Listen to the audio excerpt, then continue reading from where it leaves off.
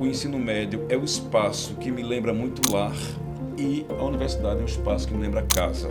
A ideia de lar é a ideia do afeto e a ideia de casa é para onde a gente vai. Se você se dedicar bastante, se você estudar bastante, se você for um bom aluno, você futuramente vai ser um bom profissional. A coisa mais importante que a gente pode ter na vida é a construção da gente. Não tem como você pular essa fase, porque vai criar seu caráter, vai criar sua base mesmo. Exatamente. Aí isso. quem não se estruturou muito bem aqui na base, no ensino médio vai ter uma certa dificuldade e o superior mais ainda. Mas a vida é feita de transições. A gente está sempre se adaptando. Você vai ter que lidar também com o processo da adolescência, que pode interferir também dentro da sala de aula.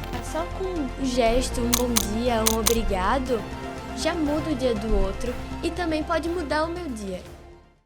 Olá, pessoal.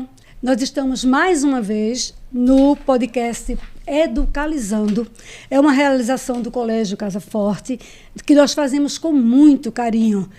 Normalmente trabalhamos ou exploramos a questão da educação brasileira, mas dentro desse ponto educação brasileira, desse assunto, existem 1000 assuntos que podem ser abordados. Nós começamos com um tema e podem ter certeza de que outros vão se emaranhando. A educação não vive sem tudo que envolve a sociedade, né? E eu estou aqui com 3 convidados bem especiais. Eu estou com o professor Robson Teles, estou com Marina, que é aluna nossa, ela vai se apresentar, e estou com Paulo também. Eles vão dizer por que estão aqui, que a gente já comentou isso. E eu não tenho coragem de apresentar o professor Robson. Eu prefiro que ele próprio se apresente. Professor, é a sua vez. Primeiro, muito obrigado pelo convite, muito obrigado por esse espaço. Eu acho tão importante. Eu acho que você dá um espaço para discutir, falar sobre educação e a gente buscar melhorar exatamente a sociedade. Meu nome é Robson Teles, eu sou professor de literatura, produção de texto, história da arte, de teatro, sou dramaturgo, encenador e estou há 30 anos na Universidade Católica de Pernambuco. Então, é um processo de lidar com o ensino médio e lidar com o ensino superior, né? É uma experiência legal, diferente, porque trabalhar literatura em diferentes níveis, quem ganha sou eu. Eu enriqueço com isso. Inclusive, Robson, eu tenho certeza que eles vão perguntar e você nota completamente que quando eles saem do ensino médio e entram na universidade, é uma loucura, né? Sim. Porque eles têm que se adaptar ao novo jeito. O nome já diz, universidade é o universo. Sim. Então, não existe mais aquele aparatozinho todo especial. Vamos falar sobre isso também. Okay. Tá? Paulo, por favor, você pode se apresentar. Sim, sim.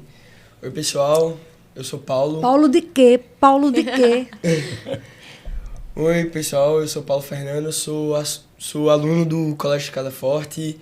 Tô lá desde 2 anos de idade. E, caramba, eu não tenho nem palavras para definir como eu gosto desse colégio. Eu tô lá minha vida toda, né, praticamente. E eu gosto muito dessa confiança que meus pais têm, de deixar eu passar minha vida toda em um só colégio, porque os profissionais de lá são excelentes. Amo lá a estrutura lá, é um grupo pequeno de alunos, enfim, colégio excelente. E eu tenho Marina. Marina, se apresenta para mim, por favor. Oi, gente, bom dia. Meu nome é Marina Machado. Eu também sou aluna do 2º ano, sou da mesma turma de Paulo, e eu estudo lá há 9 anos também. Que nem Paulo estava falando, é um colégio que, quando você começa a estudar, você percebe que você vira uma família mesmo. Os alunos, os professores têm uma preocupação muito grande, não só nessa questão do vestibular, mas no emocional dos alunos, nessa relação. É muito bom. Pois é, nós estamos com o ensino médio, para a gente entrar no nosso tema direitinho, né? No próximo ano teremos 3º ano do ensino médio. Eu espero contar com vocês, o colégio espera contar com vocês. Mas vamos comentar o seguinte: o nosso objetivo hoje é fazer com que os alunos, juntamente com professores, né, tentem entender o que é essa chegada no ensino médio. O ensino médio chegou. E agora? No próximo ano, vocês vão dizer, o vestibular chegou. E agora?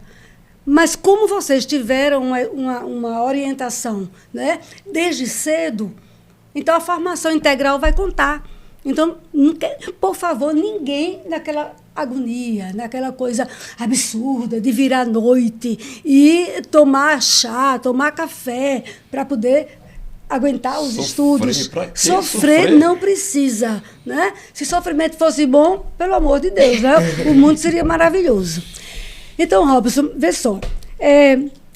Qual é, na sua condição, já que você é professor universitário e é professor também do ensino médio, o que é que você nota de diferente, né, em relação aos alunos? Aí depois eles vão dizer se você está certo ou errado.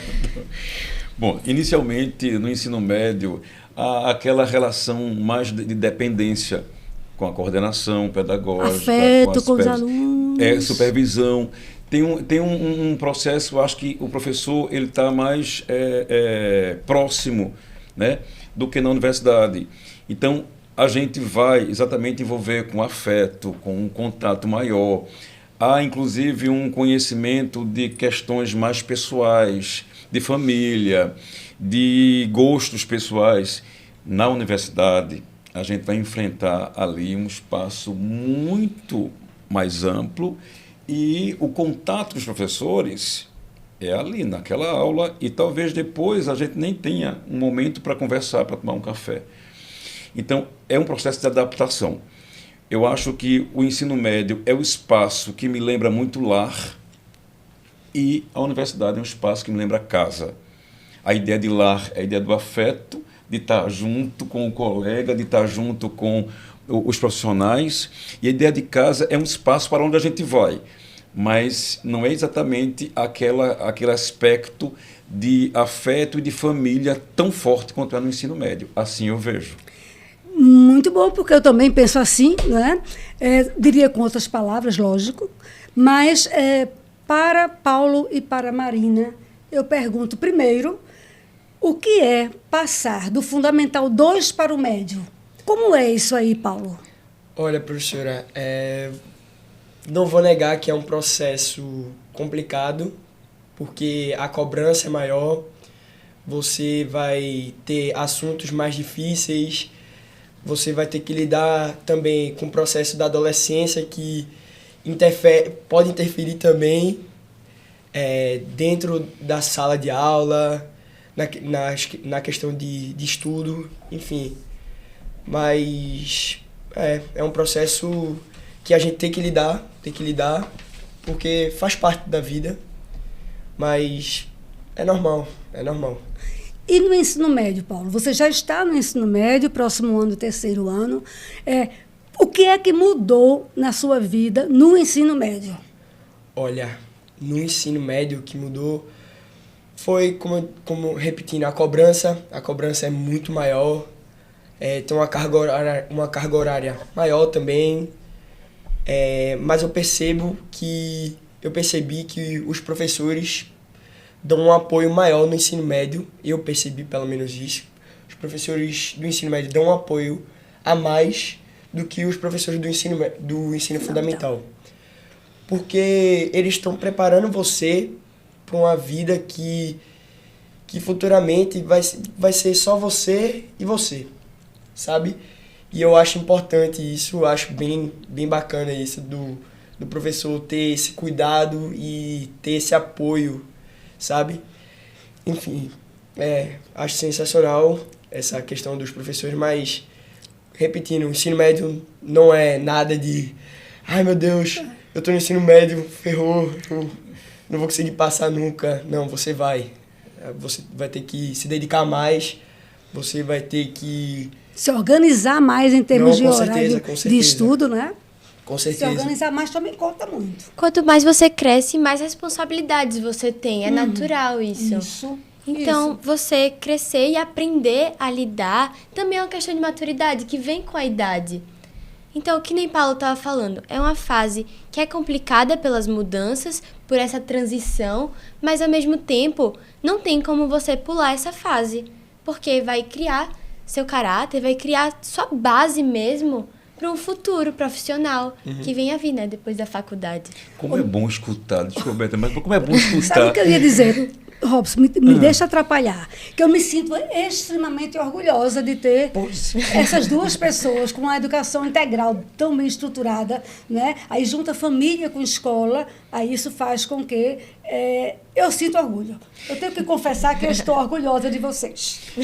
Eu ia nessa ideia daí, pode tá, ir, sem problema. Bertana, no sentido de que como é bonito escutar vocês dois tão jovens e com a percepção de mundo, né, uma percepção de relacionamento consigo e com o outro já tão amadurecida. E como vocês veem a formação escolar, a base é muito importante. E aí a gente percebe que um colégio que se preocupa com a base, com a formação, com a construção, não apenas do ser acadêmico, mas do ser social, isso é muito bonito. Fico muito feliz por ouvir vocês. Paulo, você nota hoje alguma dificuldade no ensino médio? Você, no segundo ano, por exemplo, fez primeiro, não sei se sentiu no primeiro, no segundo ano. Você sentiu ou sente alguma dificuldadezinha que possa ser sanada? Primeiro, se sentiu alguma dificuldade ou se sente alguma dificuldade cursando o ensino médio? Tá?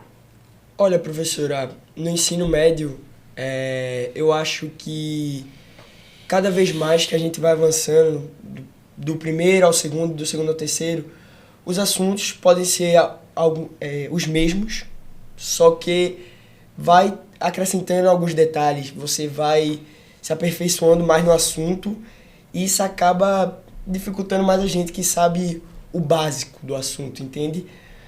Mas é aquela coisa, né? Você vai ter que estudar bastante, você vai ter que prestar atenção no professor.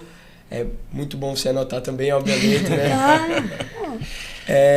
Mas eu repito de novo, a cobrança é outra. Então, é algo que você realmente tem que se preparar, sabe? Não é o fim do mundo, mas é muito importante você estar preparado para essa cobrança. Seria, Paulo, uma boa oportunidade de dizer que o ensino fundamental tem uma proposta, não é? Quando você chega ao primeiro ano, no primeiro semestre, você se assusta um pouco, não é? Com certeza. Carga horária é bem maior, não é? Professores com um nívelzinho maior, um nívelzão, a linguagem né? muda. Não é? A linguagem muda. Então, nos 2, 3 primeiros meses, eu tenho certeza de que a turma fica meio angustiada. É isso, Marina? É sim, mas, de novo, a base, como a gente tem uma base boa, bem estruturada, você percebe que também é um pedaço do caminho. Não tem por que você se perder nem se desesperar, porque faz parte, querendo ou não. A gente vai enfrentar na vida vários momentos exatamente disso, de adaptação, de amadurecimento.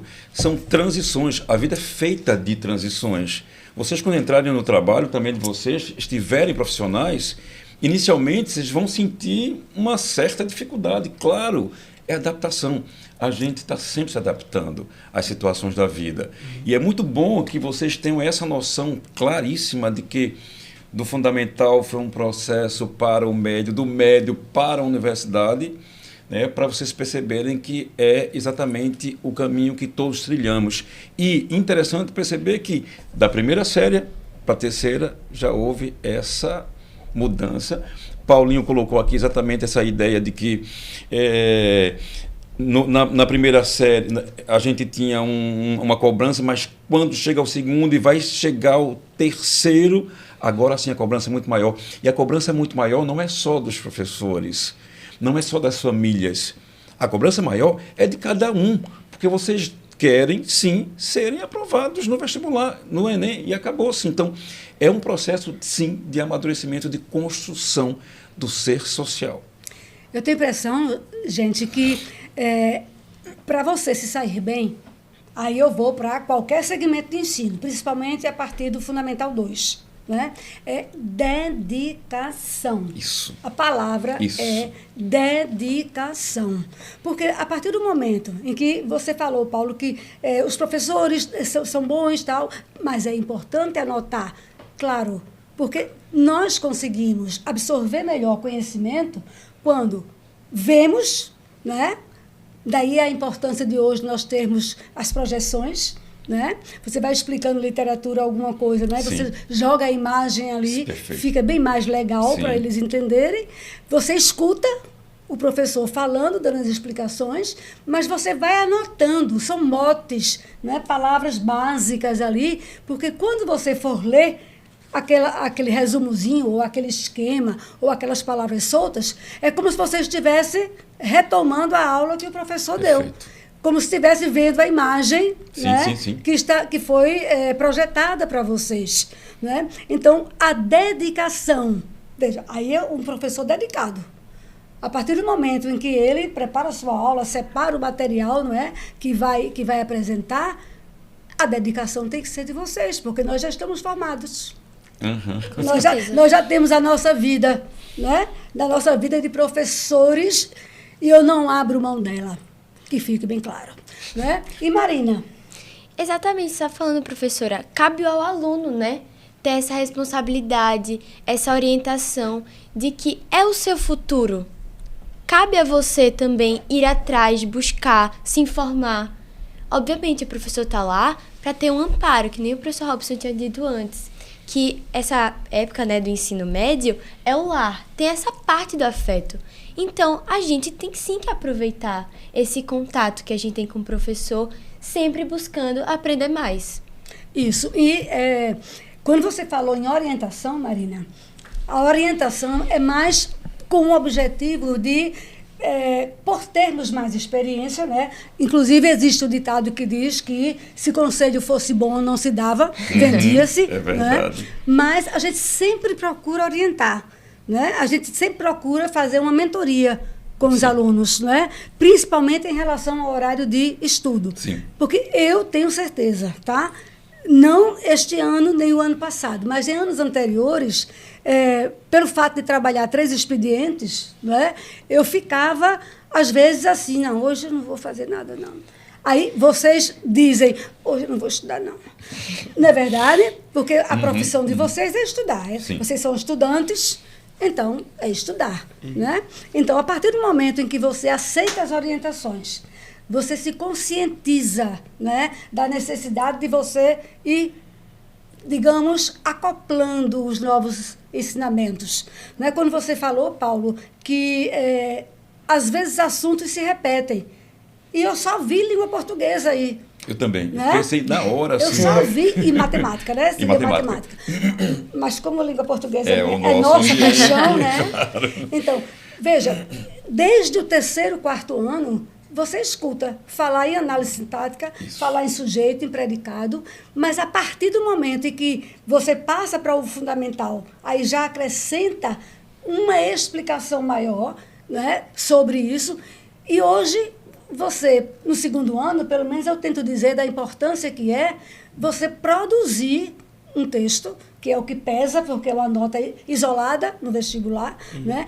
Produzir um texto, mas consciente de que nesse texto você só conta com 10 palavras, ou com 10 classes gramaticais.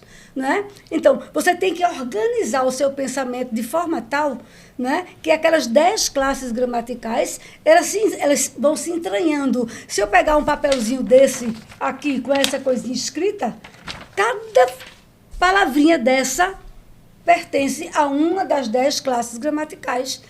Então, você tem que saber por que cada um existe. Tem que saber de qual vão lançar mão na hora de fazer as associações internas no texto, né? De fazer com que a progressão aconteça. Tá? Agora, isso não é em português. Veja, nós somos brasileiros, nós falamos o português brasileiro, né? Temos que valorizar esse português. Conversando entre nós, nós podemos falar mais à vontade, numa linguagem bem claro, informal, claro. Né? Mas a partir do momento em que você está se submetendo a um exame, você tem que ir para o formal. Tá? E, veja, não é que o informal seja errado, tá? O informal é certo, quando você se conscientiza disso. Só que você não respeita tanto as regras quanto, por exemplo, colocação pronominal, não é? Então, você dizer ao pé do ouvido de alguém, né? Amo-te. Parece até... Sou estranho demais. Né? Né? Porque parece que não ama mesmo. Parece que é forçado, né? Esse amor não é verdadeiro. Pelo amor de corra desse amor. É como se fosse, sei lá, uma ordem, um treco, Pois né? Por causa do imperativo. É menos afeto e mais imposição. Não é? Você tem que me amar. Pronto, aí quando você diz te amo, né? Aí a coisa fica mais suave. Mais suave. Né? E se eu for para a gramática, se eu for escrever uma mensagenzinha, tá? Lá no final você pode colocar te amo. Tá? Mas se você for escrever uma mensagem mais longa, no meio do caminho, amo-te, não sei o que, tal e tal, porque não se inicia a oração com pronome oblíquo. Quer dizer, isso tem que ser visto no processo de produção. Tá? E eu tenho a impressão de que vocês usam essa técnica de que tem que transformar a linguagem informal em linguagem formal quando escrevem, e em todas as disciplinas, porque vocês têm produção textual de todas as disciplinas. Nas minhas provas eu não consigo mais errar a colocação pronominal por sua causa. Eu agradeço, porque parece besteira parece besteira a gente colocar um pronome no lugar errado, porque não vai fazer diferença, mas faz. E isso pode afetar muito na sua nota no Enem, obviamente. E acho que é isso. Eu uso em todas as matérias, sem exceção, de verdade. Não é? Principalmente em redação, minha nota subiu muito mais por conta desses mínimos detalhes. Que são conjunções, né, Paulo? As benditas. É muito importante você saber. Ô, Paulo, tu te lembras do ano passado? Assim que nós começamos o primeiro ano, né? Foi quando eu voltei à sala de aula, depois de 4 anos e pouco sem entrar em sala de aula, né? Tu te lembras que eu comentei sobre tua letra? Fala aí pra mim. Olha, isso é um assunto bem delicado pra mim. Uau! Mas o efeito maravilhoso, né? Minha letra, antes, assim, eu tinha uma letra que boa. Você conseguia ler o que estava escrito. Mas, assim, a minha letra era tão grande, mas tão grande. Bonita não era, né? Assim, né, Paulo? Mas ela era muito grande e parecia que eu estava escrevendo de qualquer jeito, sabe? E a professora Betânia chamou minha atenção e disse, ei, pô, vamos mudar aqui. Coloquei um pedacinho assim para escrever dentro. Foi. Mas... E melhorou, não foi, melhorou Paulo? Melhorou bastante. Tanto que, às vezes, antes eu não entendia minha própria letra, às vezes. Eu não entendia minha própria letra. Porque parecia que eu estava escrevendo de qualquer jeito. Sabe? Eu ia ler minha resposta e... Pô, o que eu tinha colocado aqui, né? Imagina o professor, quando vai corrigir. Maria. Mas a professora Betânia, agradeço de novo, professora. Opa! A senhora que sempre à disposição. E você não só me ajudou a estudar coisas que eu não sabia e que me fez parecer fácil. Me fez corrigir minha família no jantar assim, não é. Isso tá errado. Eu adoro. Eu adoro. Mas agradeço muito a você, professora, por ter me ajudado. E hoje em dia a minha letra tá bem bonita. E isso vai ser bom, né? Porque Robson concorda comigo, né? Que quando o professor, né, o avaliador, olha para um texto e a letra está legível, não é preciso ser bonita. Ela tem que ser legível. Cada um tem seu traço. Né? Letra é traço de personalidade. Não é isso, Robson? Betânia, olha, eu concordo plenamente. Estou ouvindo aqui, estou assim, muito feliz com o que eu estou escutando. Também, se a gente fala de amadurecimento intelectual, amadurecimento da passagem do ensino fundamental para o médio, para a universidade, a gente fala também de amadurecimento de produção de texto. Amadurecimento da mudança da letra, buscar uma letra... Repito, não é bonita, não é isso que se busca, a beleza, Legibilidade não é que beleza. isso, que seja legível. E aí, quando um avaliador olha para o texto e vê que a letra é legível, ele vai olhar de maneira diferente, Texto lógico, organizado, porque é uma espécie de cartão de apresentação. Né? Eu estou aqui, meu cartão de apresentação é minha. Eu sou uma pessoa organizada. Se eu organizo bem o texto, provavelmente as ideias estarão bem organizadas também. Se a letra é legível, provavelmente eu vou ter aí alguém que se preocupa com essa construção e com contato, com a comunicação com o outro. E cá entre nós, isso é muito importante para a construção da persuasão, do texto dissertativo argumentativo e, como você falou, no Enem você vai se dar muito melhor se você vai com essa consciência. E creio que Marina também tem a mesma ideia e vai nesse processo de construção. Tenho sim. Eu tenho sim, porque, que nem Paulo estava falando, é uma coisa que é ensinada e que tem que ser posta em prática. Não é uma coisa que só fica na teoria. A gente mesmo tem prova aberta em todas as matérias. Uau. Então, a gente tem que ter o domínio da língua portuguesa em um padrão formal para se adaptar, né, a esse contexto de prova.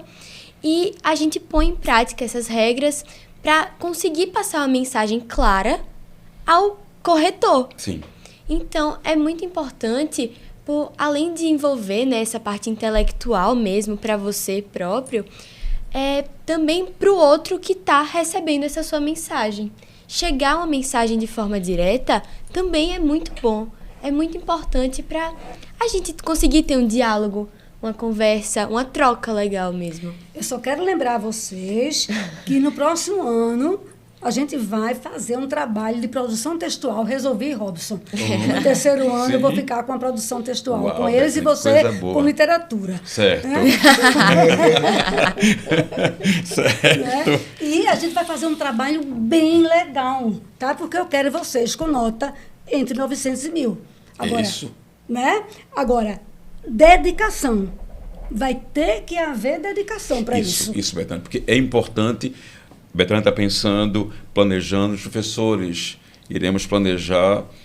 Agora, se há do lado de cá um trabalho de dedicação, tem de haver do lado de lá, porque, afinal de contas, quem é que quer entrar na universidade? Quem é que quer exatamente conquistar aí um espaço no ambiente universitário? Vocês. Então, vocês são responsáveis e muito por esse processo de conquista. Por isso a dedicação e essa maturidade de dizer...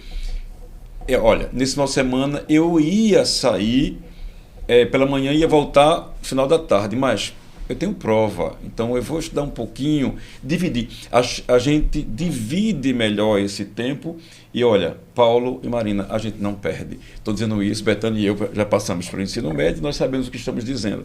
Então, vocês não perdem esse tempo muito. E hoje é diferente, tem celular, tem... Pois é. E se alguém disser assim, estão perdendo tempo, vocês dizem assim, você é que não sabe. São escolhas, né? São escolhas. É tudo questão de disciplina. Com certeza. O que eu planto dedicação, hoje... vamos fazer assim, dedicação, escolha, e qual foi a outra palavra? Disciplina. Vamos pegar essas palavrinhas, gostei. Pronto, né? Vou até anotar aqui. Dedicação, escolha e disciplina.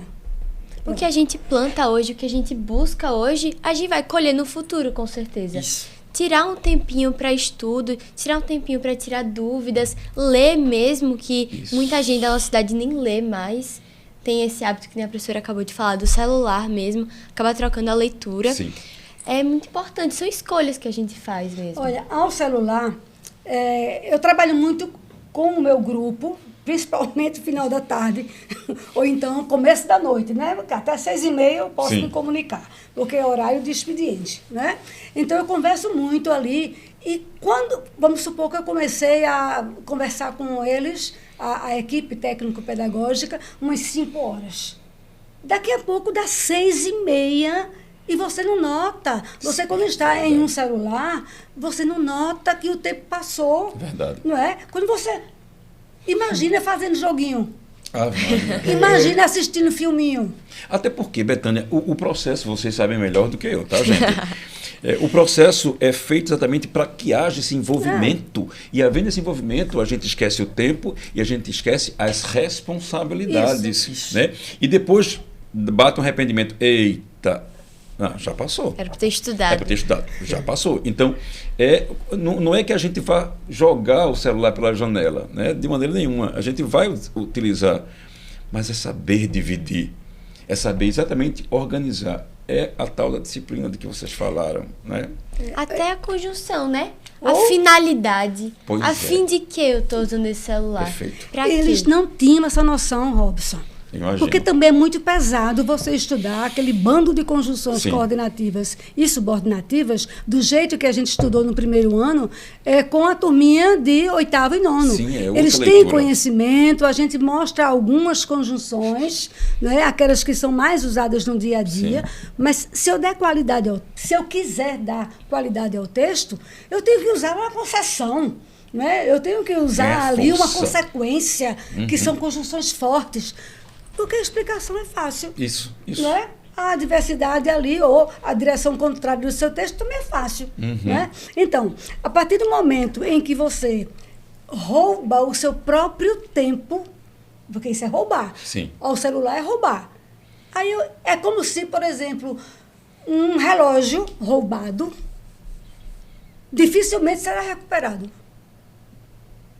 Em analogia, Sim, o sim, tempo que você roubou de si mesmo, Sim. roubar no sentido legal, né, Sim. maravilhoso, né, como é que você vai recuperar? Você pode até chamar um pouco daquilo, mas profundamente ou com segurança é Sim. mais difícil.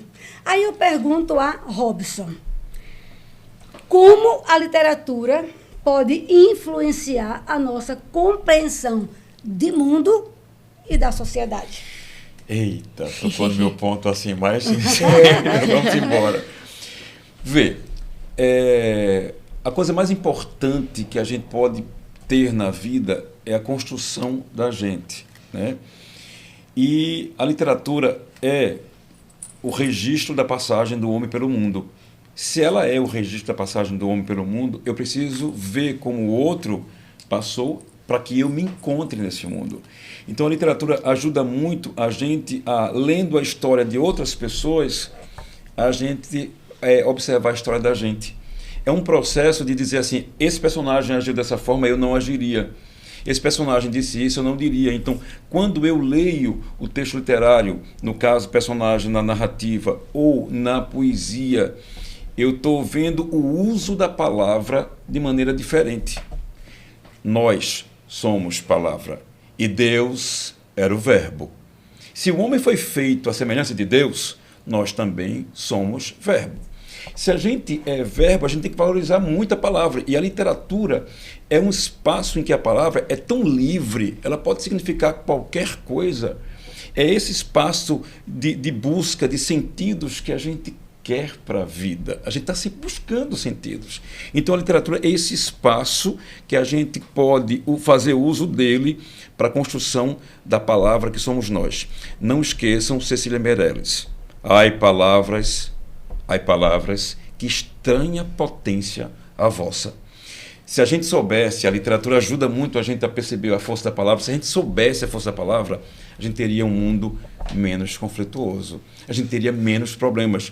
Porque às vezes um não, Marina, sabe, maldito, dito no momento errado, é muito mais forte do que um texto enorme que você esculhamba o outro. Às vezes um sim maldito também, porque não é só o não, o sim também. Então, no fundo, a gente precisa descobrir a força da palavra para poder a gente lidar melhor com o outro.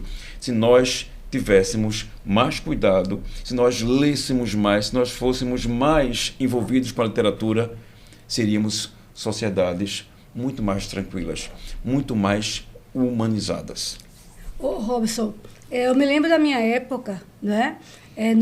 No ensino, que hoje é o ensino médio, né? Mas na minha época era o normal, era o pedagógico, né? E eu me lembro que a gente lia obrigatoriamente toda semana um clássico. Sim. Não adianta simplesmente ler, vamos supor, esses livros que estão em modismo. Também é para ler, para tomar conhecimento do mundo atual, para as ideias, né, dos novos escritores. Mas, antes de tudo, você tem que se conscientizar de que é preciso intercalar nesse meinho, né, clássicos. Você lê, por exemplo, um Machado de Assis, tá? É meu Nem que seja um romance, começando com um romance menos denso. O Alienista, por exemplo, né? Que é bem gostosinho de ler. Dos escritores que eu já li, eu nunca vi lendo alguém que escrevesse tão bem e que usasse tão bem a língua portuguesa. Betânia, eu estou aqui tão feliz, porque eu chamo Machado Maravilhoso de Assis. Ele é meu ídolo total. E quando você toca assim, a leitura de clássicos, Paulo, Marina, Betânia está dando para a gente linhas muito importantes. Parece muito simples o que ela está dizendo. Aliás, é simples, mas tem uma profundidade enorme. Porque se eu sei como viveram as sociedades anteriores, se eu vejo como Machado analisava a personalidade, eu vou entender melhor as gerações de hoje. Emocional naquela época. Betânia, você pegar, por exemplo, o que Machado diz para a gente, o menino é pai do homem, você para aí, sabe? Um tempão para poder discutir. O menino é pai do homem. Se eu perder o menino que há em mim, se eu perder essa coisa de querer descobrir o mundo, eu acho que eu morro. Então Machado vai e diz que o menino, ele está falando de criança não, tá, gente? O menino é um estado de espírito. Então, o cara disse isso lá no século XIX. Aí, claro, você tem que ler, concordo com você, Betânia, tem que ler o que se escreve hoje, até porque o que se escreve hoje é a cara de vocês, é a linguagem de vocês. Eu sei que existe uma dificuldade, aqui está falando o professor de literatura, eu sei que existe uma dificuldade com a linguagem, porque é outra sintaxe, é outra construção textual, né, Betânia? É outro vocabulário. Claro, gente, cada tempo tem esse vocabulário, cada tempo tem sua cara, né? E hoje a gente é muito mais livre, muito mais maleável. Mas olha, Marina, se a gente vence essa dificuldade inicial de um vocabulário, de uma estrutura sintática diferente da nossa, se a gente vence, a gente descobre um escritor extraordinário, necessário, imprescindível para a construção socioemocional, para a construção socioideológica, para a construção exatamente da humanização. Quando Machado diz que os olhos são espelhos da alma, a gente começa a observar mais e mais os outros e o espelho da gente. É isso, Betânia. Não é? E falar menos. Falar menos. E aí, quando você fala em o menino, não é? Você tem, eu vou trazer para a área educacional e para aprendizagem.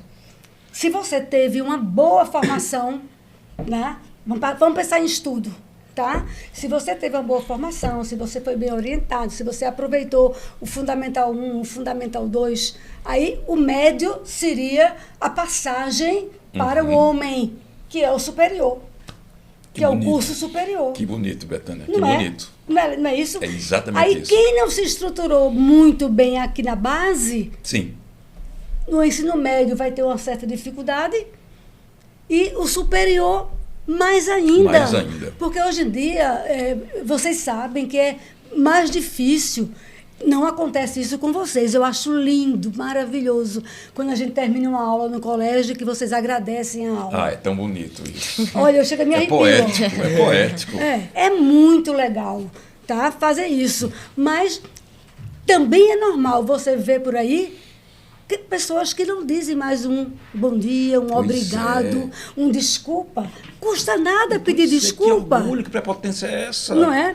Não existe mais isso. E quando você chegar à universidade, você vai encontrar pessoas de todos os lugares, até do sul do país, do norte.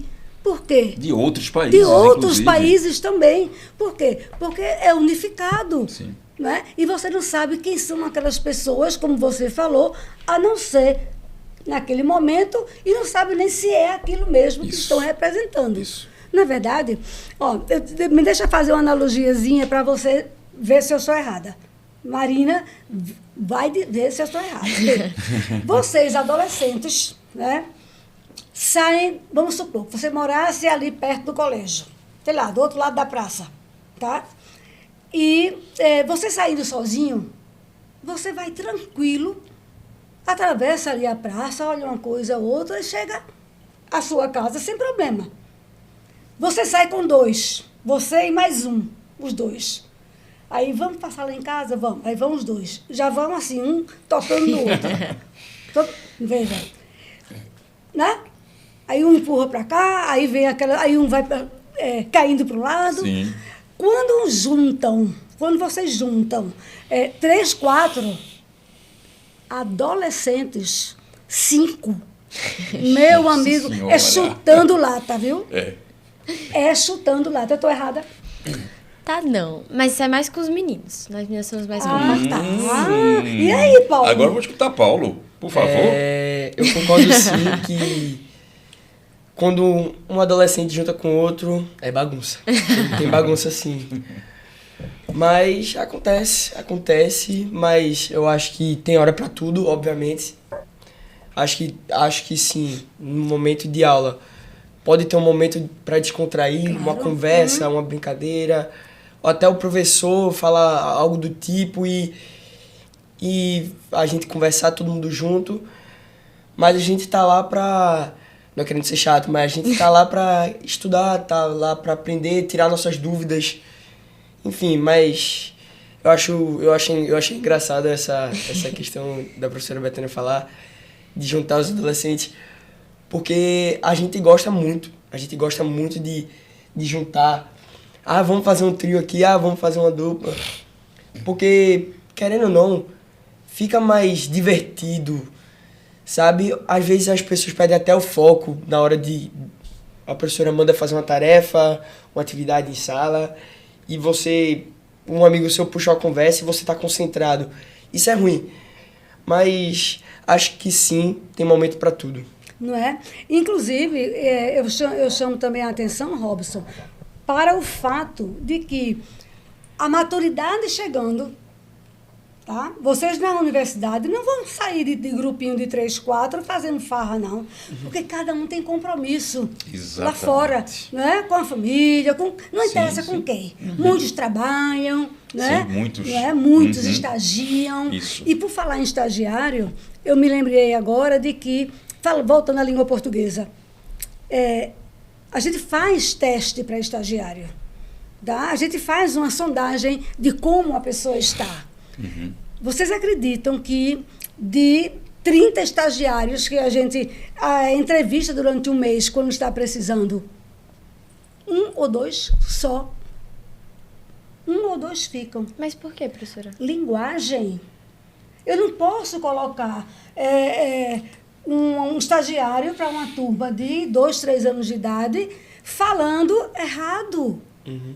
Eu não posso, porque a criança está absorvendo aquilo Em questão ali. de responsabilidade mesmo pedagógica, Não é verdade? claro que não sim. posso. Com certeza. Aí vamos supor que ela esteja por ali e vem uma frase, sei nem dizer, uma frase louca, né?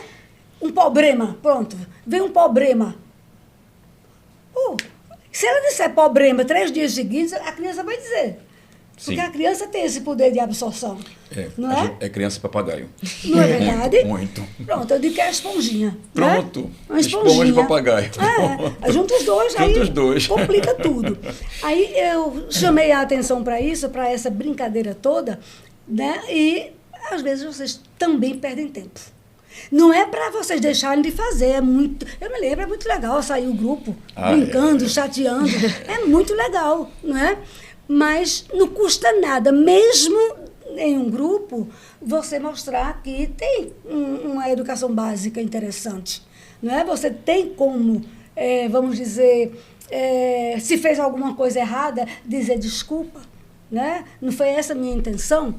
Isso aí mostra maturidade, demonstra maturidade. E principalmente quando é espontâneo. Aí você diz, mas Betânia, uma criança com 11 para 12 anos, minha neta, por exemplo, mais velha, quando ela diz desculpa, vovó, é porque ela sabe o que fez. Então, não é por acaso que ela disse isso, não é? Então, ela já está com uma tendência bem legal a, quando for subindo, manter esses hábitos. Sim, sim. É uma forma de respeitar o outro. Uhum. Quando a gente quer ser respeitado, né, a gente quer... Tem que respeitar o outro primeiro, exato, né, Marina? E outra coisa, é tão agradável a gente conviver com alguém que agradece, que pede desculpas, que dá um bom dia. Gente, às vezes você passa pelo porteiro, bom dia. É uma forma de a gente provocar um ambiente, um espaço sideral de energia positiva. Já pode de coisa mudar legal. já o dia da pessoa. Perfeito, Paulo. Você percebe isso, Paulo? Pra caramba, pra caramba. Eu priorizo muito isso.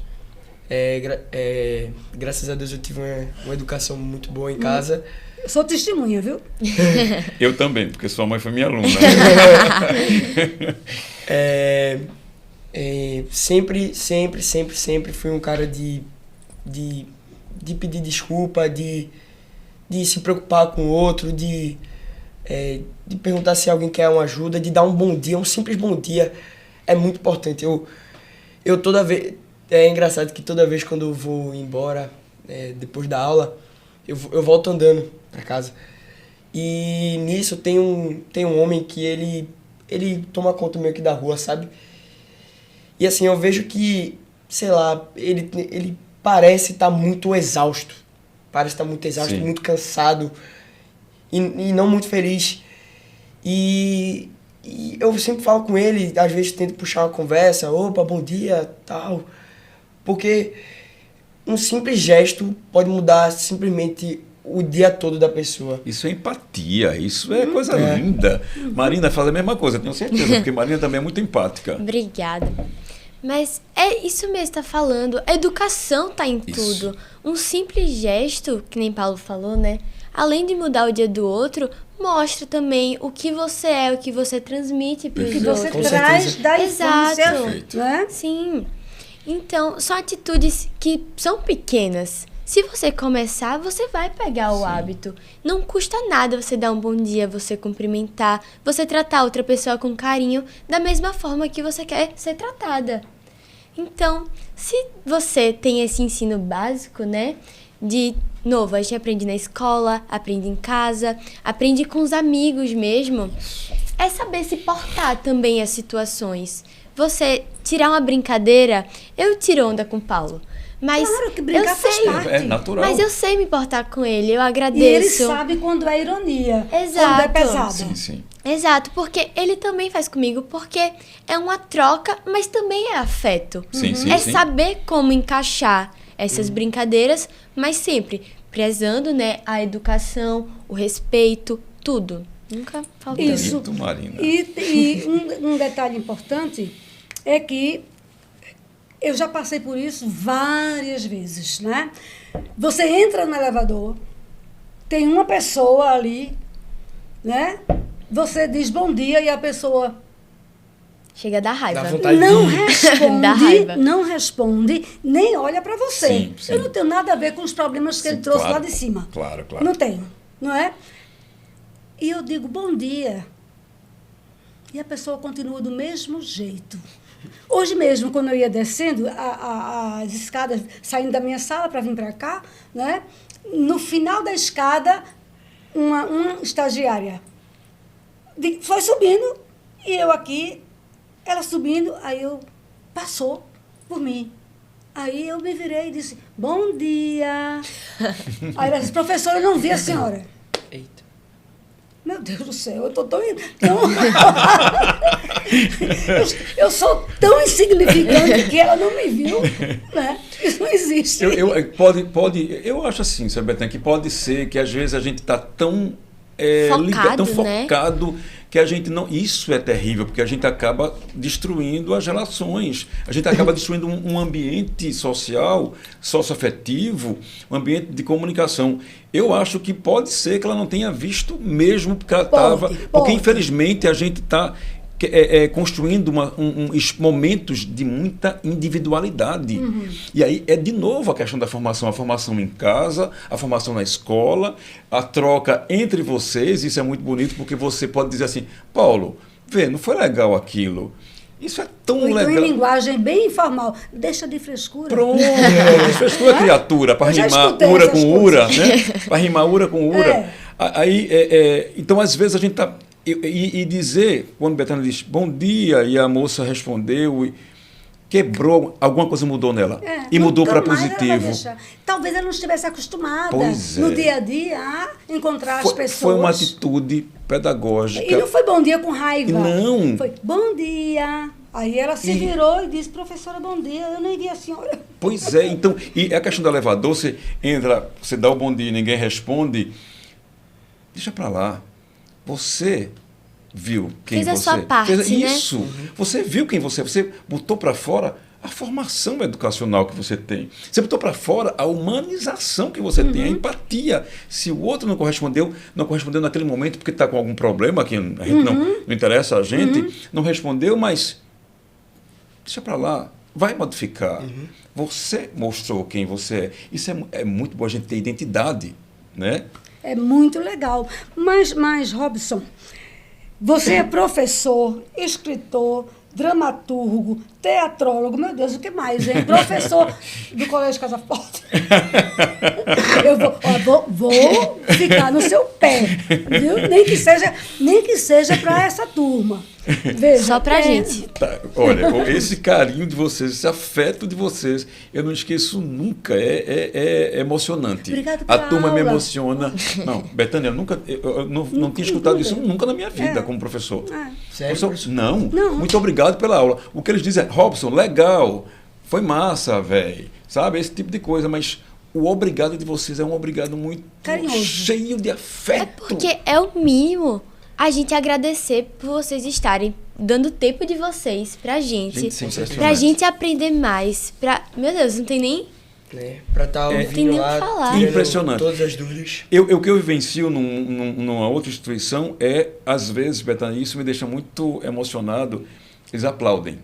Né? Quando eles gostam muito da aula e percebem que aprenderam muito, que foi muito legal a discussão, eles aplaudem no final. Então, esse aplauso É um e muito esse obrigado. muito obrigado são equivalentes né, semanticamente. E receber isso de vocês não imaginam. Vê, eu vou voltar àquela questão da palavra que às vezes a gente tem que tomar consciência de que ela é maravilhosa. Tomar ciência de que ela é maravilhosa. Veja, quando a gente diz assim, obrigado ao outro, vê como bate aqui dentro. Vê como deixa Betânia feliz, Robson feliz, todos os professores ficamos muito felizes. Então, foi uma simples palavra, mas essa simples palavra tem uma força imensa. Quando você falou que um sim às vezes sai áspero, um não às vezes sai áspero, né? E você, por exemplo, em mensagens de WhatsApp, pelo amor de Deus, a frieza é total, não é verdade? Por exemplo, aí as pessoas eu vou dizer a palavra, se atrevem Sim. a enviar áudio de 1 minuto e meio. Eu não abro. Betânia, eu recebo de Eu não abro. Também não. Recebo de 4, 5 minutos, Betânia. Eu recebo 4, 5 minutos. Eu não abro. Quanto Também a não. paciência, Áudio, viu, professor? eu não Só abro. Jesus. Não abro. E estou habituando minhas netas a fazerem isso. Elas não podem falar comigo mandando áudio. Sério, tem que escrever. E de agora, né? Uma com 9, outra com uma no terceiro, outra no sexto. 11. Tem que fazer isso agora, né? Porque, por exemplo, elas têm que aprender a estruturar pensamento, Sim. têm que aprender grafia, a pontuação tem que estar ali, a letra maiúscula abrindo o texto. Ponto final existe. Ponto final existe. E ainda mais, quando nós já estávamos falando da construção do pensamento, da importância das classes gramaticais, eu tinha colocado aqui 2 coisas que me regem um pouco. Né? E vocês sabem disso, que o verbo é a alma de tudo, do texto. Né? O verbo é quem manda no texto. Sim. Então, se eu disser, por exemplo, assim, fico, Fica você o quê? já entendeu tudo. Se você disser, eu e fulano ficamos. Tá? Eu e fulano ficamos à tardinha, ponto. Eu e fulano não ficaremos à tardinha para assistir sei lá o quê. Então, o verbo vai estruturando aquilo ali, e se você chamar sua amiguinha do peito na construção do pensamento, é a conjunção. Porque você escreve, bota uma vírgula ali quando precisar. Se você puxar a conjunção, o outro pensamento vem correndo para acompanhá-la. Porque ela é com, junção. Ela pra junta. juntar. Isso que é legal, né? né? A gente pensar e pensar não em decorar a palavra, mas usá-la, entendê-la. A formação da palavra. Exatamente. Para usá-la de maneira muito mais natural. E eu acho legal isso de que você fala, Bethânia, porque se a gente coloca no cotidiano o uso, né, inclusive no WhatsApp, eu ia chamar a atenção para a questão do WhatsApp, se a gente usa, é tão mais natural quando a gente for escrever um texto, né? Botar Vocês na notaram a prática, diferença? com certeza. Usar a prática, essas conjunções, até na fala mesmo. Olha. Utilizar para conectar. Para até... Tô aqui falando com o Paulo, ele fala coisa que eu não concordo. Aí eu posso rebater usando as conjunções. Argumentar. Uau! Isso mesmo. A prática é tudo também. Né? O hábito, você ser habituado a usar. Até as palavras, né, que a gente tá falando. Obrigado, por favor. É hábito também. É. Tudo. Por exemplo, eu coloquei aqui um detalhezinho dizendo que, aliás, chamando Mário Quintana. Tá? Eu gosto dele. Obrigado. Né? Ler é viajar sem sair do lugar. Sim. Então, veja, além de você absorver construções, né, de pensamentos, além de absorver vocabulário, que você na hora nem se liga, mas você vai se pegar depois falando aquela palavra. Faz, gente, de onde veio isso que eu nunca usei? Sim. É verdade. Hoje comigo ainda acontece. Sim. Eu digo, meu Deus, será que eu estou falando certo? Não é? Então, imagina vocês que estão começando. Sim. Não é? Muito, muito importante mesmo você ler por vários motivos. Mas, professor Robson, por que você escolheu essa profissão? E o que mais motiva você? O suspiro já deu. Foi a introdução do texto. Bom, eu acho que desde pequeno, eu acho que aquela história que quase todo mundo diz, né? Desde pequeno, eu gostava de brincar, de ser professor e brincar de ser ator. E a ideia de querer ser professor, eu acho que é consequência de um processo construído no âmbito familiar, no seio da família. Minha mãe conta, eu vou botar no presente, embora ela esteja num outro plano, vou colocar no presente, eu uso sempre o verbo no presente com ela. Claro. Minha mãe conta que eu dava muitos chutes na barriga dela. Tá? E eu mexia muito, e ela disse que inicialmente ela colocou música para mim e eu não me acalmei. Depois ela começou a passar a mão na barriga, não me acalmei. Aí ela começou a ler. Minha mãe é uma leitura assim profunda. Começou a ler. E quando eu estava no berço, que ela queria que eu ficasse tranquila, ela lia. Eu acho, Bethânia, que aí esse contato com a leitura, não só a leitura de prazer, né? Mas a leitura também como processo de construção de um ser, me ajudou a olhar para o espaço do professor como um espaço que eu queria para a minha vida. E aí eu comecei a brincar, logo cedo brincar de ser professor e brincar de ser ator. Nessa brincadeira, eu alfabetizei minha irmã sem ter a intencionalidade e sem ter nenhuma consciência técnica disso. Por isso que eu disse a você, Bethânia, que Rosana, minha irmã, pulou 2 anos. Ela terminou também aos 16 anos porque ela teve em casa um professor, olha, intuitivamente, tá? Eu não tinha nenhuma técnica, mas é intuitivo. E o que me faz ser professor até hoje, depois de tanto tempo, é que eu me alimento exatamente em sala de aula. Uma paixão mesmo, né, professor? É paixão. Marina, inclusive, às vezes a gente tem uns probleminhas assim de estresse, de cabeça, a gente fica um pouco abalado pela vida, e o meu terapeuta me diz, nunca saia de sala de aula. O seu alimento está em sala de aula. Eu passei 4 anos louca. Então, estar professor, estar educador, para mim, é a minha contribuição para o mundo, e é daí que eu tiro o meu alimento. Então, para mim, quando eu percebo que alguém tinha dificuldade de escrever um texto, tinha dificuldade de fazer introdução na disciplina de produção de texto, E a gente termina um ano, a pessoa fazendo a redação toda, completa, com facilidade. Eu me sinto... Betânia, eu olho para mim e digo, meu Deus do céu, que coisa linda. Quem era e quem és. Pois é. Então, quando a gente percebe... agora puxando para literatura, tá, Betânia? Tá, pode puxar. Não... Eu já dei literatura também, então mas hoje em dia eu sou incompetente porque faz tempo. Isso? Você puxou aí o poeta maravilhoso. Quando eu pego um aluno, por exemplo, no início do ano, que ele diz assim para mim, eu detesto literatura. Eu adoro isso. Português é difícil. É difícil. Quando a gente termina o ano, ele diz assim, Robson, obrigado, viste? Comprou o livro, foi ler. Eu não digo que todos têm que se apaixonar, mas todos têm que descobrir e dar a si mesmo a chance de conhecer a literatura, a poesia, os meandros da língua portuguesa. Onde é que conseguimos seu livro? Isso é escritor, chiquérrimo, viu? Onde é que eu consigo, se eu quiser comprar hoje, por exemplo?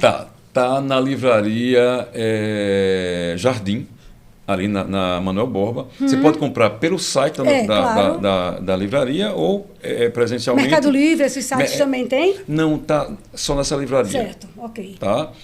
Porque é um pouco complicado lidar com livrarias. A gente que é escritor é muito complicado por conta de percentuais. Tá? Então, eu coloquei nessa livraria, você pode acessar, o título do livro é Ave, Guriatã. Fala ali, professor. Todo mundo te vê. O título do livro é Ave, Guriatã. Salve, Ave, vírgula, Guriatã, exclamação, salve, Guriatã. O título vem exatamente aí de um poema de Marcos Accioli, que foi meu professor. É um poeta extraordinário. Pernambuco tem poetas maravilhosos. E ele escreveu um livro em poesia chamado Guriatã, um Cordel para Menino. E eu, quando li, eu disse, esse texto está me pedindo para ir para o palco. Então eu transformei numa peça de teatro. E o Ave, Guriatã, Salve, Guriatã, é porque no texto de Marcos, e eu mantenho isso no meu, Guriatã representa uma necessidade imensa de reflexão para a gente.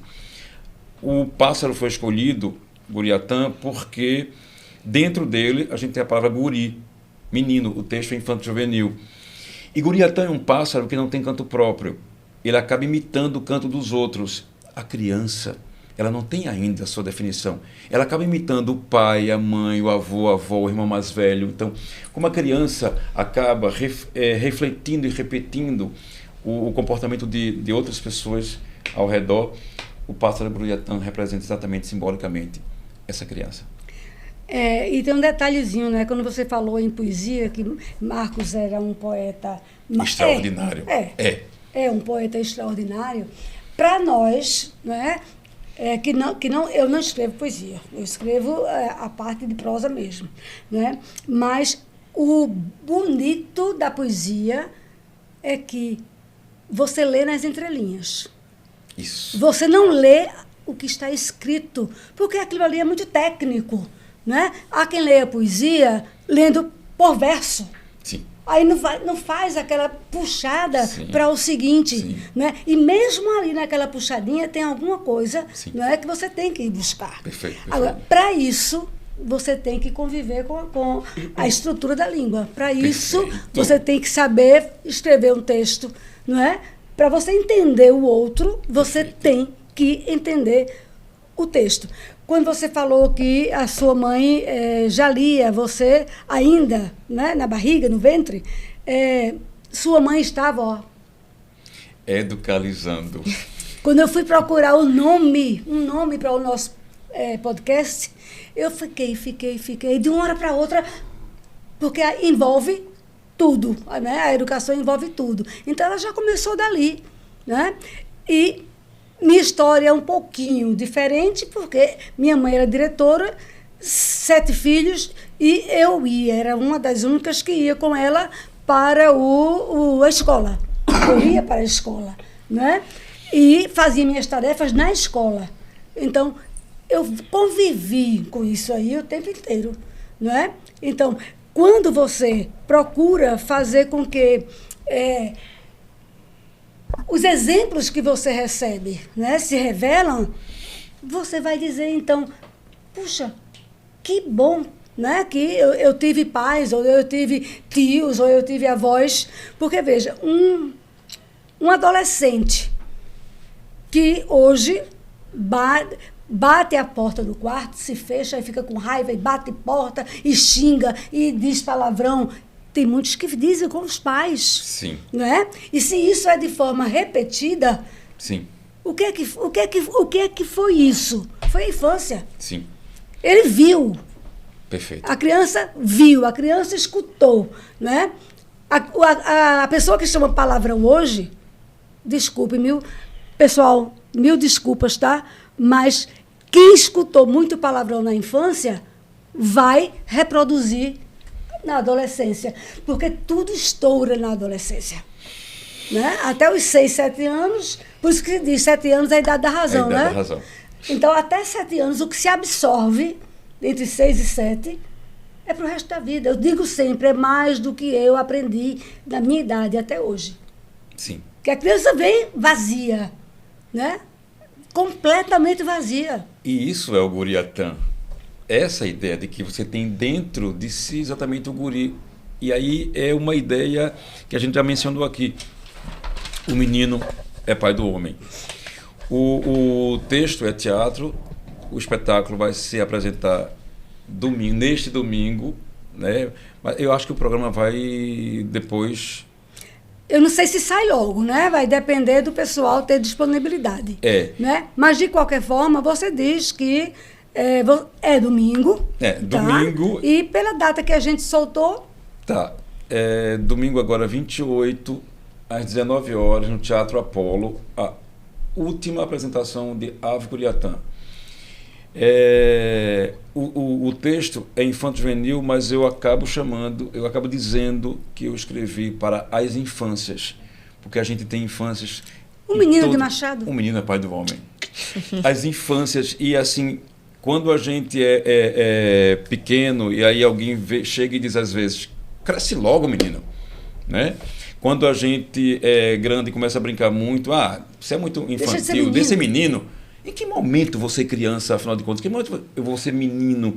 Então, quando roubam da gente isso, a gente acaba tendo problemas muito sérios, socioemocionais principalmente. Então, é preciso que a gente tenha um elemento para compensar. Ser menino, independente da idade, é salutar demais, é saudável demais para a alma humana. E aí eu posso fazer isso na literatura.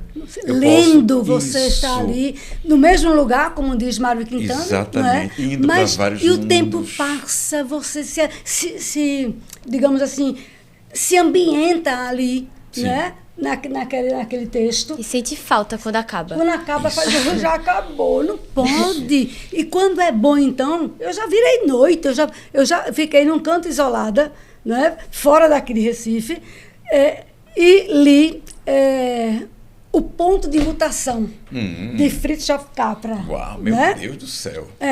Então, eu me recolhi na sexta-feira à tarde até domingo à noite só para ler. Porque eu achei que seria muito denso, não poderia ler de pedacinhos. Sim. Né? Mas, olha, mudou muita coisa na minha vida a leitura desse livro. O Ponto de Mutação, de Fritjof Capra. Vale a pena ser lido. Né? Mas não fuja, não. Porque você escolheu ser professor. Você começou a falar que foi desde... Né? Eu escolhi ser professor. Esse é o processo de contribuição. Ser professor, para mim, desde sempre, é contribuir para o crescimento do outro. Então, por que eu escolhi ser professor? Porque eu anseio, eu desejo, eu quero exatamente contribuir para a formação do outro, para o desenvolvimento do outro. Então, eu escolhi ser professor para isso. Ademais, ser professor foi um momento assim que eu olhei para o mundo, olhei para mim mesmo e disse... Espera aí, se eu tive quem me desse a mão, se eu tive quem me apresentasse a literatura, eu li Machado de Assis aos 11 anos de idade. Então, assim, eu li escondido. A minha mãe me entregou e disse, você vai ler isso aqui. Não, mas eu li escondido. E ela, se eu conseguir, eu tive alguém que me deu, que passou para mim, eu acho que o mínimo que eu posso fazer é ser instrumento para passar também para o outro. Por isso que eu escolhi ser professor, Bethânia. Antes de perguntar a vocês um detalhe, né, eu tenho uma perguntinha para Robson e queria contar um fato que aconteceu comigo. Eu não sei se eu já contei em sala, mas eu vou dizer aqui para todos, né? Eu ia numa avenida aqui em Recife, né? E engarrafamento enorme. E olha onde eu fiquei nesse engarrafamento. O carro na frente, como é que chama atrás? O retrovisor, não, fugiu a palavra. O vidro de trás. Sim. Todo ocupado com um adesivo que dizia: hei de vencer, mesmo sendo professor. Nossa. Olha, isso aí me chocou tanto, porque você tem aí, mesmo sendo embora, né? Então, é uma concessiva. Concessão. Né? É uma conjunção concessiva, é uma concessão. Olha, eu fiquei tão triste no mundo. Porque, por exemplo, mude de profissão, poxa, não é? Não fique ali insistindo só para poder ter o emprego. Talvez até seja melhor ir para outra profissão e se satisfazer naquela profissão, não é? E talvez até ganhar mais, não é? Apesar de que hoje em dia eu acho que a gente está indo num bom caminho, não é? Mas eu fiquei extremamente agoniada. E olha que peguei o engarrafamento e olhando para aquilo 10 vezes, 15 vezes Nossa. aquilo ali. Não é? Eu digo, não pode ser. Juro a você como eu fiquei, meu Deus do céu, isso não existe, não é? Bethânia, olha, eu tenho 2 espaços que são santuários para mim. A sala de aula e o palco. Se alguém vir macular um ou outro, eu viro bicho. Quase que eu jogo meu carro em cima. Comentei tudo. Eu viro bicho. Porque essa ideia posta aí no carro tocou Bethânia fez uma leitura crítica, graças a Deus, e foi combater, está combatendo, mas pode pegar uma pessoa despreparada que vai alimentar a ideia de que ser professor não é presta. ruim, é um defeito, é porque não tem outra opção. Não conseguiu fazer medicina, direito, engenharia, sei lá o quê, aí vai. Não, gente, ser professor é uma decisão. Eu decidi ser professor. Eu queria e quis contribuir para a construção do outro. O médico contribui, o psicólogo contribui, o engenheiro, todo mundo contribui. Né? Mas você escolhe quais são as linguagens. A minha linguagem é exatamente a sala de aula. Todas as profissões passam pelo professor. Perfeito, Bethânia. Então não tem que se valorizar. Como é que eu vou dizer que ele é ruim se foi a partir do trabalho com ele que eu me descobri, que eu cresci e que eu me fiz profissional? Como? Então, uma coisa esdrúxula na minha cabeça, é absurdo. A gente precisa, sim, ter esses espaços de discussão e de reflexão sobre o papel de um professor na construção do mundo, de qualquer sociedade. Se não tiver o professor, ela não existe. Então, se eu quero continuar tendo relações sociais, relações históricas, humanas, eu preciso dessa figura imprescindível que é o professor. Não estou romantizando o professor. Não é romantizar. Muito pelo contrário. É a funcionalidade dele. Bethânia, Paulo, Marina,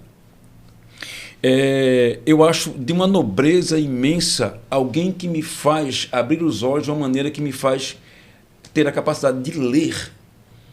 Eu ter a capacidade de ler, sabe? Eu aprender, ser alfabetizado. Ser alfabetizado é abrir os olhos para o mundo. Então, essa pessoa que conseguiu fazer isso comigo, ela tem que ser valorizadíssima, porque ela me deu condições de continuar a vida quando eu não tiver mais quem me apoia, quem me segura, quem me sustenta. Eu vou conseguir, porque eu fui instruído. A instrução é imprescindível a qualquer ser humano. Então, Robson, para a gente fechar, o que é que você daria? Que conselho você daria, dá a Marina e a Paulo sobre a escolha da profissão? Olha, a gente escuta muito, a gente lê muito sobre isso de consultar um profissional da área de psicologia, né, orientação profissional. Eu acho isso maravilhoso, a gente não pode abrir mão disso não, tá? E acho também que é muito forte vocês buscarem, procurarem saber o que é cada profissão e verem as habilidades, os gostos, as paixões de vocês por determinada área. Estudar essas áreas, pesquisar onde há esses cursos, tá? E depois de tudo isso, desse planejamento inteiro, sentem-se com os pais de vocês. A família é muito importante. Sentem-se com eles, conversem e digam: papai, mamãe, eu quero fazer isto porque é o que me toca, é o que eu percebi que vai ser importante para mim. Tudo isso, para mim, são conselhos muito importantes. Mas, para mim, Bethânia, o essencial que eu vou dizer para Paulo e para Marina perguntem a si mesmos qual é a contribuição que eu quero dar para o mundo. Qual é a minha contribuição para a construção da sociedade? Será via direito, via sala de aula como professor? Será como arquiteto? Então, perguntem a si mesmos. A resposta não vem de imediato, porque vocês falaram desde o começo da nossa conversa aqui, que é um processo de amadurecimento. Vocês estão, quando eu os encontrei, vocês eram de uma forma, agora estão de outra. Então, a gente amadureceu. E esse amadurecimento vai ser também muito forte quando vocês perguntarem a si mesmos: qual é a minha contribuição? O que é que eu quero contribuir para a construção de um mundo melhor? Talvez a resposta venha 1 mês, 2 meses depois, mas ela virá mais madura quando eu escuto a profissional ou profissional que vai falar sobre a orientação, quando eu escuto o pai e a mãe, porque a família sempre, de uma maneira menos objetiva, menos clara, mas ela sempre vai querer o melhor para a gente. Os pais de vocês nunca quererão algo menos bonito para a vida de vocês. Então, eu acho que juntando todo esse processo, Bethânia, agora, para mim, a palavra primordial, a pergunta primordial é: o que é que eu quero? Né? O que é que eu posso fazer para contribuir para construir um mundo melhor? Eu acho que é por aí. Eu acrescentaria vocês também se perguntarem ou se conscientizarem de que eu vou sair de casa todos os dias, para fazer isso. Se conhecer também, não é? né? Sim, o autoconhecimento é imprescindível. Então, o que é que vocês acham dessa fala de Robson em relação a escolher a profissão? E Marina? Eu acho que é muito importante e muito legal ver uma pessoa, né, que já é formada, que sabe o que quer, né, que gosta da profissão, que tem essa paixão por ela. Eu mesma não sei o que eu quero, eu sei o que eu não quero. Mas... Já é um bom começo. Mas eu ainda não sei o que eu quero, mas eu tenho certeza que eu vou sim seguir esses conselhos, porque eu quero ser sim uma pessoa que vai fazer mudança no mundo, que vou estar presente, que vou ter essa criticidade, de novo, por meio da educação, né? Vou estar presente para fazer a mudança. Então, eu espero sim ser bem realizada e bem sucedida na profissão que vier, mas eu ainda não sei o que eu quero. Veja, é aí que você complementa com o sair de casa todo dia para fazer aquilo, porque quando a gente faz por carinho, por amor, né, a coisa é diferente. Você não faz só para receber o salário. Fica fácil, né? Pois Sente vontade de fazer. Então, quanto eu não passo no domingo, né? E quando meus meninos viviam em casa, antes de casamento, fazia: mãe, poxa, você é dia de domingo. Ele: deixa comigo. Deixa comigo. Eu não tinha tempo de fazer minhas coisas durante a semana. Né? Então, no domingo, sim. Né? Então, é muito importante que você saia dessa preocupação por enquanto.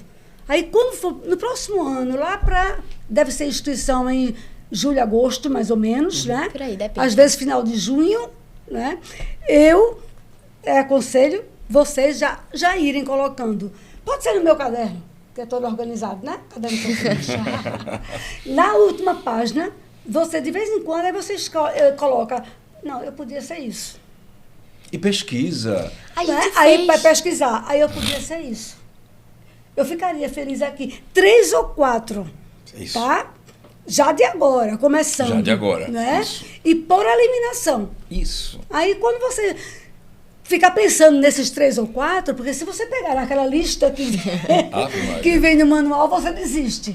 Mas Não é? a gente, até falando de novo de escola de educação, a gente teve essa dinâmica no LIVE, que é um programa, né, que o muito colégio legal. começou desde o ano passado. Foi. Desde o ano passado. E a gente teve esse momento com o professor da gente listar, botar, como era? Talvez. As professores que você talvez seria... Nunca. De jeito nenhum. E que, com certeza. Pronto, isso, era isso. Aí a gente listou. Aí eu perguntei assim pra ele, professor, mas eu não sei o que eu quero. Ele falou assim, Marina, é afinidade. O que você se vê no futuro? Qual área você se identifica mais? Aí assim, já dá um norte. Já dá um norte. Sim. E foi bem legal essa dinâmica Ótimo. com o Live. E Paulo, o que é que você está vendo aí nessa quase escolha da profissão? Olha, é um assunto que quase todo dia eu falo com minha mãe, porque ela, graças a Deus, eu nunca tive uma pressão em casa, assim, de dizer, A pressão é você tem que horrorosa. fazer isso, você tem que fazer aquilo. E já ouvi gente dizendo também que você tem que escolher uma profissão por conta do dinheiro. Sim. Não, quanto mais dinheiro você tiver, melhor, você vai aproveitar mais a vida, tal. Se mate de estudar hoje, que no final você vai ter muito dinheiro, vai ser bem sucedido. Mas depois de ouvir Robson, Marina e você falar sobre essa questão de profissão, eu percebi que realmente é importante você saber o que é que você quer para você mesmo, o que você vai se sentir bem, o que é que você vai fazer que vai te fazer sentir bem com você mesmo, entendeu? Que você sinta orgulho de fazer aquilo todo dia.